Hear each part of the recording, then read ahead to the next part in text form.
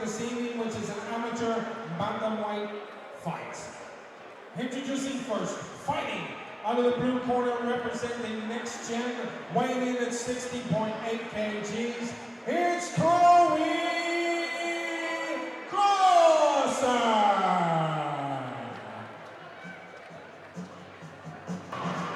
And now, ladies and gentlemen, introducing her opponent, fighting out of the red corner, representing CMAC, weighing in at 60.1 kgs. It's Kiya O'Sullivan!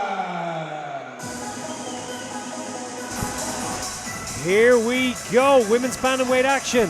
Kiya O'Sullivan fighting out of the red corner, squaring off against Chloe Crozier in the blue. Chloe's coming in 3-3, 2 submission wins and a TKO. She finishes fights, has never been stopped.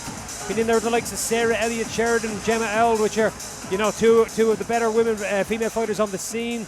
But Kiya O'Sullivan, hot off the heels of one of the all-time great knockouts in Irish MMA. She recently head kick knocked out a professional, unbeaten Muay Thai specialist, Carolina Arm. Spectacular moment just a month ago. And it was fighting out of that southpaw stance and letting that left head kick fly. Chloe Crozier, as tough as they come.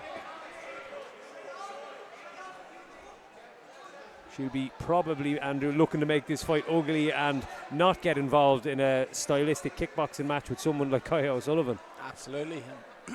I think it would be kind of on brand for what we were discussing for the majority of the night regarding the NxtGen fighters, you know, being able to show that they can mix it up. Multi-faceted, multi-disciplined sport of mixed martial arts. Here's the thing that I've noticed commentating on quite a few of Chloe Crozier's fights, and you can probably see it right now. She fights with her chin very, very high in the air. But look at this, she's trying to get around to the back of Kiya O'Sullivan and drag her to the mat. You know, a really, really good attempt in terms of what she was looking for, in terms of that cross, that leg cross hooking behind the opposite knee.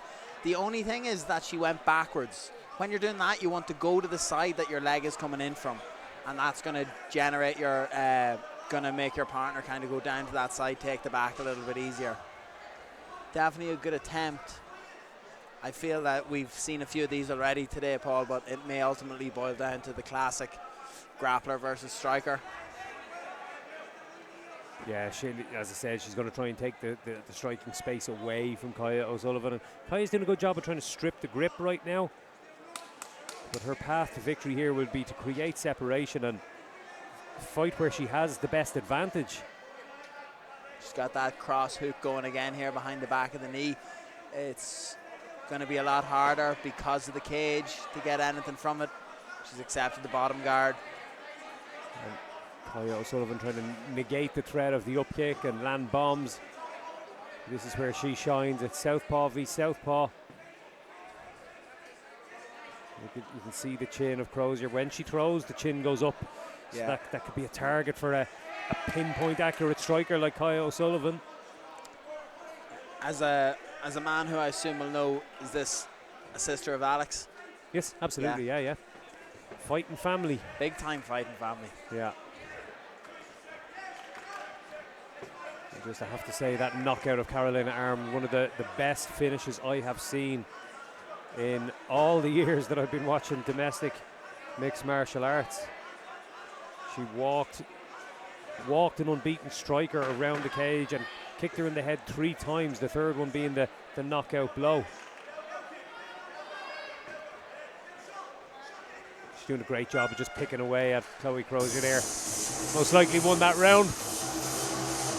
Yeah, I would think so. There's definite improvements from Chloe though compared to what we've seen before as well. But we can always see technical improvements.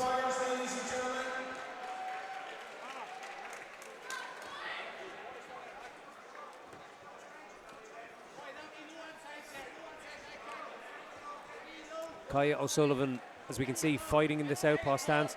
Her brother and her coach, one of the best southpaw fighters we have in the country as well. So that's a serious asset to have in your corner.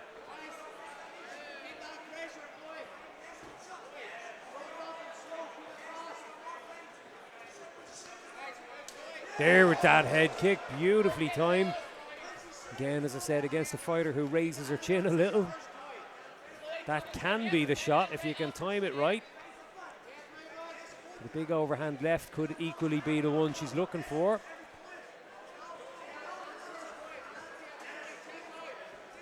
She's doing a really good job of just keeping this distance, because you don't want to get into this clinch game with Chloe Crozier, who's just a tricky grappler.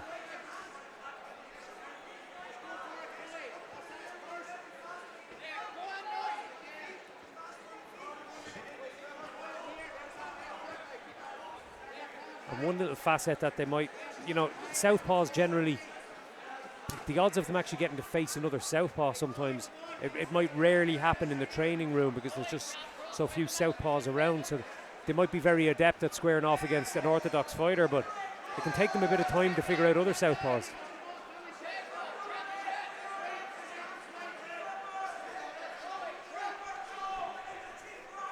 This is good work by Crozier, but getting the clinch, she needs to do something with it. You don't win rounds for getting a hold of your opponent. You win them for using it to get to a good position, to do some damage or threaten with a submission.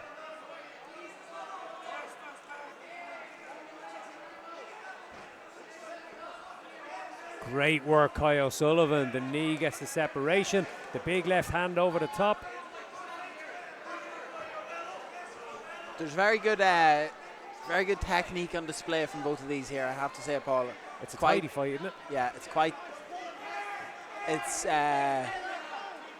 technically a lot better than many other women-on-women fights I've seen before. Although not as technical, as enjoyable of some of the women-on-men fights that we have watched before. Stefan looked at me as if, when I said women-on-women fights, he was like, it's the only type of fight. But we saw Craig Jones and Gabby Garcia last weekend. We did. It wasn't a fight, Andrew. It was a match, yeah. There's that overhand left.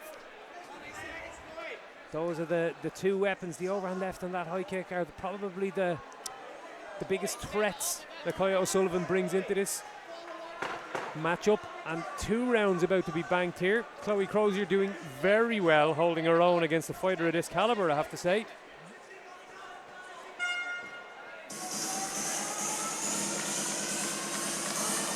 So Kiya's left-handed.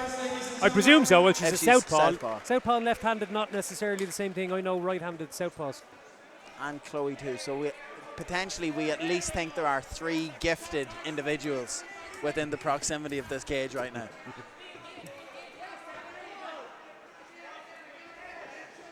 What are the odds?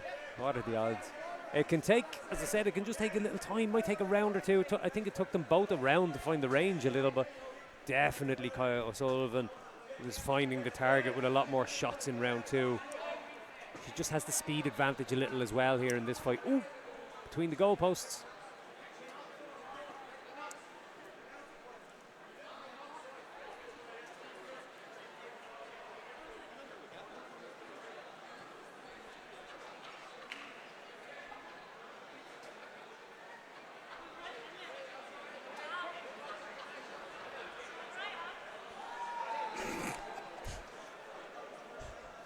Stefan, I hope you haven't got a good mic on top of that camera anyway.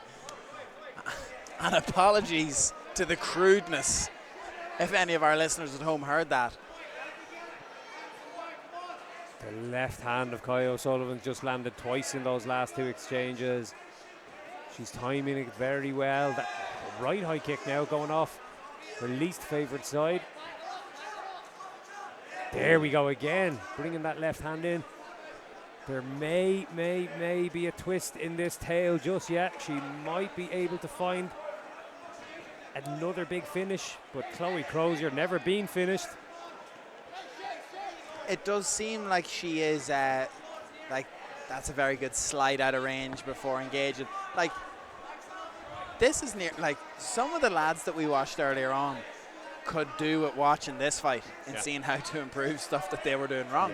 Because this, genuinely, like, they are so aware, so much more aware of their ranges of their partner, where they're like kind of half sliding in to slide out so that the shot is actually going to be clean and land on it. Yeah, I just get more and more impressed with, well, I'd say with both of these ladies. Every time I see them, they continue to improve and develop, which is difficult when you're not getting to compete very, very regularly because of the dearth of opponents. But I am impressed with Chloe Crozier's, her technicality. She looks tidier today than she may have done last year in some of the fights we called. And she's going toe-to-toe here with Kiya O'Sullivan, which probably wasn't really expected by some of keen observers of the domestic scene here.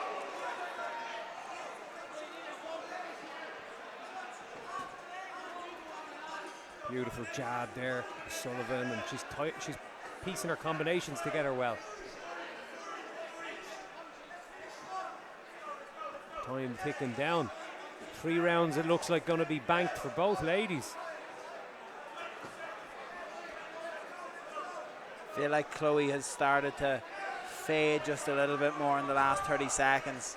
Her shots are there in theory, maybe not necessarily in power, whereas Kiya's just grown into herself much more here. You can see the confidence, and she's finding the home, obviously, with those combinations. Good fight, really, really good fight. 3 rounds banked. 2 very promising young fighters. Ladies and gentlemen, the judges have reached your decision, and your winner by unanimous decision is Kiya